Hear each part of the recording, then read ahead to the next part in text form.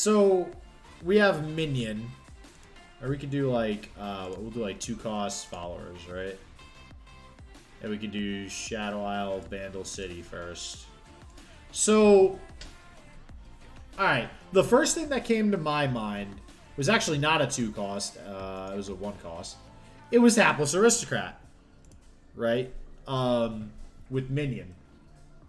Last breath, create a copy of me in hand at round end. So it's essentially replacing itself, just like Hapless Aristocrat does, except Hapless Aristocrat is topped at 1. It can only happen once. This theoretically could be endless, which is interesting. Also gives it a lot of late game value. That's what I like a lot, actually, about the way this game is designed. It seems not too hard to make low-cost units impactful at the end of the game. Like, Inventive Chemist is a perfect example. Like, a landmark being summoned and destroyed and dealing 1 Nexus damage can actually be pretty impactful end of game for a lot of decks. So, but somebody made a good point on Twitter, which I do kind of agree with, and that is that long term, if you think about the value of minion equaling Hapless Aristocrat, it would be over 2 turns. You actually have to play this twice. Now, you get extra stats. You're getting 4-2 worth of stats instead of 2-2 worth of stats. But for the application of like a chump blocker, right? Because a lot of the times you're using Hapless Aristocrat in like a Shadow Isles, like an SI control deck for chump blocker, right? If you're using it in the same sort of situation, you could argue Hapless Aristocrat's probably better because you want the cheaper unit and possibly want it on the same turn for some reason. Especially when you take into consideration like Rally. I don't know what the meta's going to look like if SI control becomes a thing again, but if you're needing an extra blocker for Rally, this would help. And this, again, it's a lot of mana. I mean, 4 mana invested for a control deck, when you think about, you want to be constantly holding 3 spell mana open for bigger spells like Ruination or Vengeance or whatever it might be. This might be a bit too much. So, the other consideration here was Bandletree. That I kind of agree with. I think this might be good for Bandletree, getting an early Shadow Isles guy, and it gives you the ability to constantly have a bunch of weenies on board, and that's what Bandletree seems to like to do, kind of go wide, which is nice. So, so this is interesting. I don't think it's terrible, but I don't think it's like crazy jump off the page, like, oh my god, this is amazing. Yeah, so Viego, Thresh, and Nasus, definitely, I could definitely see this going in there. Viego, I don't know. I feel like for Viego, it's a little too slow. Like, only having 2 power dies seems a little eh. Especially when you have his ephemeral units that are going to get way higher, way faster. Thresh Nasus, I could definitely see this being okay in. Be cool in Thresh Nasus. Yeah, I'd be interested. Because the other thing, too, or even like the self-sacrificing decks, right? Like, just, killing your own units to get an effect. Crumble. Perfect example. Now you have a good crumble target that it comes back to your hand at the end of the turn. So, but yeah, I like it. It's okay. It's not a bad card for sure. All right, Yordle Captain. When you summon another, so it's a 4 mana 4/4. So like solid stats, not quite 5, which I still am blown away by the 3/5 Yordle that we all know and love that creates poison darts. I know you know exactly who I'm talking about, and I'm just saying that because I completely forget the name of the card right now. Yordle Captain. When you summon another ally with equal or less power than me, grant it +1/+1. So, okay. So let's go ahead. I'm going to do this again. I'm going to pull this up. So we got 4 cost for... We'll just do Bandle City for now. I actually didn't do too many other regions with the other one, but it's okay. It's okay. Oh, hey, there he is. So, like, all right, first off, like, this is exactly why Lecturing Yordle needs to be changed. Like, this is insane. This just... I mean, I guess technically there's still 8 worth of stats, but this is so many cards. I don't know. I could go on for days about that.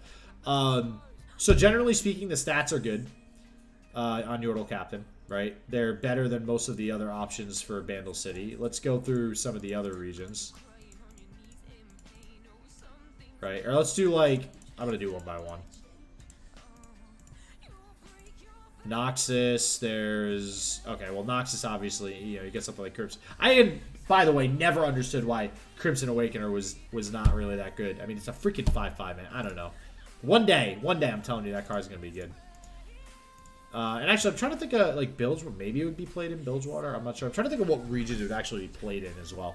But you can see here, what I'm getting at is 4/4, in general, is really good. So right off the bat, just going off the fact that its stats are 4/4 seems to me like it's going to be a pretty... Yeah, look at... And Professor Von Yip. Professor Von Yip is very similar in that it's giving other allies buffs. And it's Grant, too. Something to point out. It's Grant, not Give, right? But this is a very specific... It has to be a one-cost ally, so less things fall under that umbrella.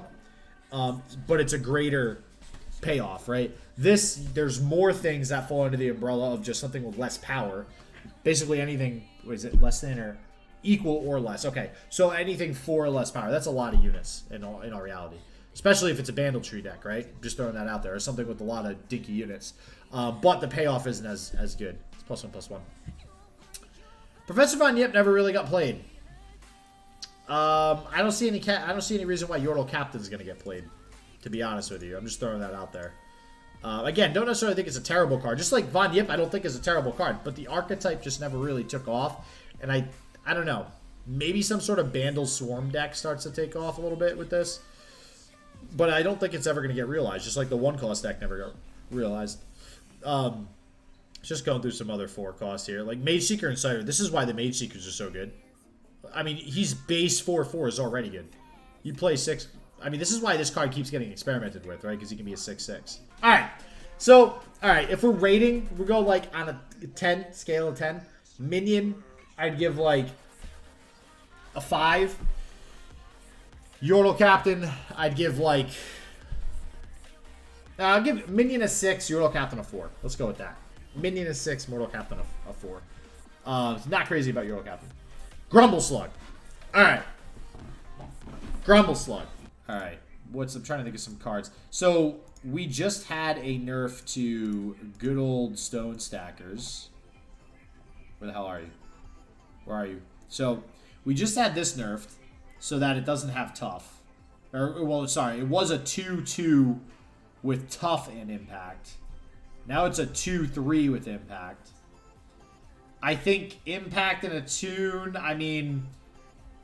Obviously, impact is going to be more for like an aggro, you know, an aggro deck, which is basically what it's been used in, like Pirate Aggro or Pink City or whatever you want to call it. This would be more for like Swarm, just because you're going to get more mana back. And again, honestly, Bandle Tree comes to mind. You know, you're getting Bilgewater now. Because what was Bilgewater before? If you're playing Bandle... I mean, you have people playing Fizz in Bandle Tree just to have access to Bilgewater earlier. So again, no Fizz means you open up a champion card slot too, right? So you don't have to worry about Bilgewater. So I like this. And honestly, a 1 mana, it's essentially a 1 mana 2/3. That's the best we have right now in the game by far. So it's bound to see play. Maybe even not. Maybe Nami. Maybe Nami is a thing again. Ooh, even at post nerf. But a tune, it's interesting to me how it's like it's a delayed 1 mana 2/3, right? Like it has to be on turn 2. It's also using 2 unit mana, so like you can't develop other units, so you're just investing more into 1 unit. So I like the idea behind the whole attune concept, but I think this is good. This is probably the best one here. I would give this an 8 out of 10.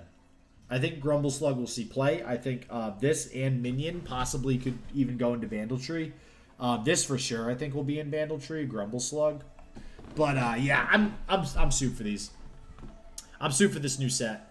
Very, very excited. Very excited to see how they progress as well as we get into not just the next season, but I mean, now we have to start thinking about, is there going to be rotations, cycles, you know, like standard format, wild format, you know, whatever you want to call it, modern, you know, limited, I don't know. But, oh, that's what was in the picture, Yordle Squire. It all comes together now. By the way, shout out to the lore in this game again. It's so good now that like Arcane and stuff has come out. This game is on point with the lore. 100%. 100%. But, alright. That's going to do it for me, though. Quick little hour. I just wanted to get through those cards quick. Very excited about these.